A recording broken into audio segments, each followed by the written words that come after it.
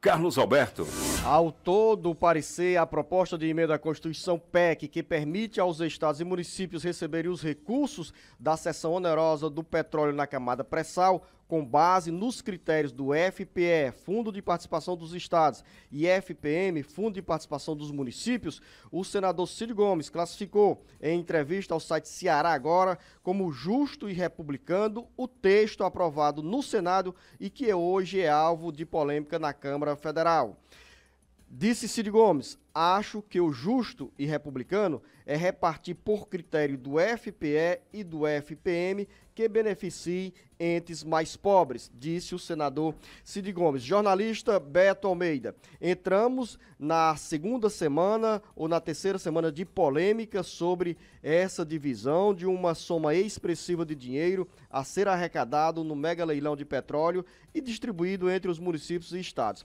O que gerou toda a confusão é porque o deputado federal que é relator desse projeto na Câmara Federal quer elevar o percentual de recursos para os municípios, redividir, ou seja, simplesmente atrasa tudo e gera frustração. Além disso, ainda tem uma proposta para parte do dinheiro dessa sessão onerosa ser distribuída com emendas parlamentares.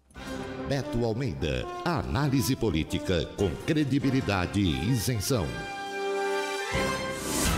Olha, Luciano, a proposta ou as propostas, na realidade, em vez de facilitar o entendimento para a divisão desses recursos do pré-sal, que aliás é uma parcela única, um bolo único, porque é o bônus, né, do pré-sal, da exploração, tá dando é problema. E por uma razão simples, Luciano, estados e municípios estão no impasse se serão incluídos ou não já agora dentro dessa emenda a tempo, ou principalmente como vai ficar a divisão. Olha só, você citou duas situações. Primeiro, vamos começar pelo seguinte: o que é que ficou aprovado no Senado? Que 15% iriam para estados do arrecadado, 15% para os municípios. De acordo com os critérios do FPE e do FPM. Essa, inclusive, é a defesa, é a proposta que foi aprovada, trabalhada durante algum tempo pelo senador cearense Cid Gomes. É dele essa proposta. Na Câmara dos Deputados é que surgiu a ideia de melhorar o repasse para os municípios. Em vez disso, os municípios ficariam, por exemplo, com 20%, os estados com 10%.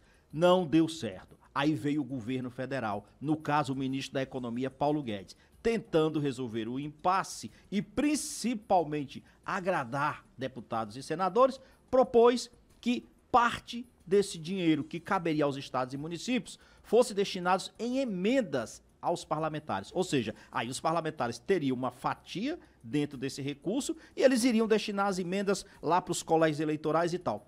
É óbvio que os prefeitos reagiram, é óbvio. E os governadores também. E os governadores também, porque isso significa, Luciano, reduzir, de fato, esses recursos que já estariam certos e que iriam direto para estados e municípios. A CNM, a Confederação Nacional dos Municípios, está dizendo, inclusive, Luciano, que pode organizar já uma outra marcha de prefeitos a Brasília para impedir essa divisão do recurso, incluindo emendas parlamentares para os deputados e senadores. E só serão preservados os direitos e as expectativas dos municípios e governos estaduais, no caso das cidades brasileiras, Beto Almeida, se houver uma ampla mobilização das entidades que congregam os prefeitos. Exatamente. Como no caso aqui, a APRES, que o presidente Nilson Diniz nos antecipou, que havia uma insatisfação muito grande dos prefeitos que passaram a cobrar os deputados federais e senadores sobre uma divisão justa. Nesse caso, Beto Almeida, da partilha do dinheiro, incluindo emendas parlamentares, o governo federal quis apenas fazer o que se chama, numa linguagem popular, cortesia com chapéu alheio. Exatamente. Ou seja, tira dos estados e municípios e dá para os deputados federais e senadores. As emendas, claro, que serão direcionadas pelos parlamentares a obras em municípios nos quais eles têm bases eleitorais. Mas aí, eu dizendo, quando entenda-se, quando chega a esse ponto das emendas, de parte desse dinheiro ir para as emendas, aí entra um outro tipo de negociação. Nem sempre as prioridades que os prefeitos têm são os mesmos interesses que deputados e senadores têm. Naturalmente, esse dinheiro vai depender de toda uma articulação. Nem todos os municípios terão direito, porque naturalmente tem deputado que tem suas bases e naturalmente ele vai favorecer essas bases. Isso significa perda de receita para os municípios. O senador Cid Gomes, Beto Almeida, além de ter sido lá atrás o relator dessa PEC que deu esse ganho para os municípios brasileiros, entrou em uma nova polêmica ao fazer críticas ao PP na Câmara Federal, críticas que sobraram também para aliados no Ceará. E olha só, e o governador Cid Gomes, ele não deixa de ter razão. O senador Cid Gomes. Senador Cid Gomes. O que eu falei, Luciano? Você falou governador Cid Gomes. Senador. No caso, o governador Camilo Santana está indo hoje para Brasília e amanhã participa de uma reunião com os governadores. Não, o senador Cid Gomes tem toda a razão, Luciano, porque ele trabalhou duro. Ele propôs aí no projeto dele da divisão, dessa partilha dos recursos,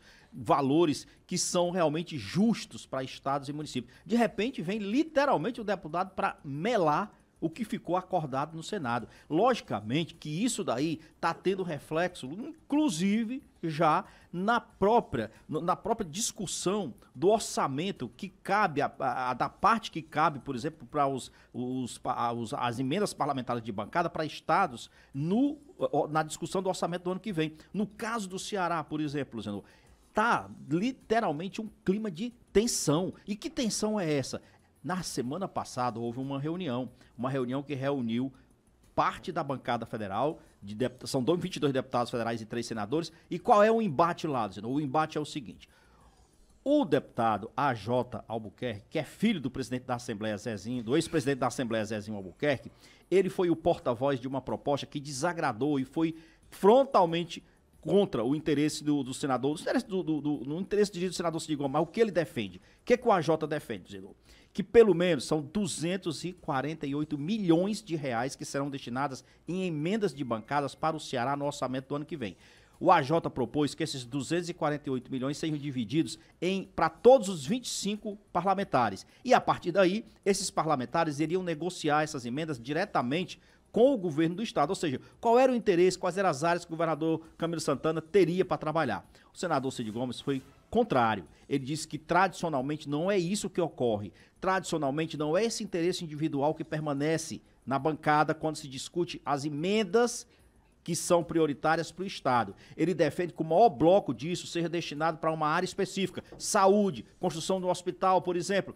Não houve acordo. O que tem nos bastidores, Luciano, na realidade? O que tem, na realidade, é uma insatisfação da base aliada, que diz, por exemplo, que destinam as emendas, mas as emendas chegam aqui e o governador Camilo Santana acaba fazendo o que quer com as emendas, não chama os deputados para conversar e definir as áreas e os municípios de interesse dos deputados. É isso. O dinheiro está gerando insatisfação. E principalmente a destinação, a forma como isso está chegando para a bancada.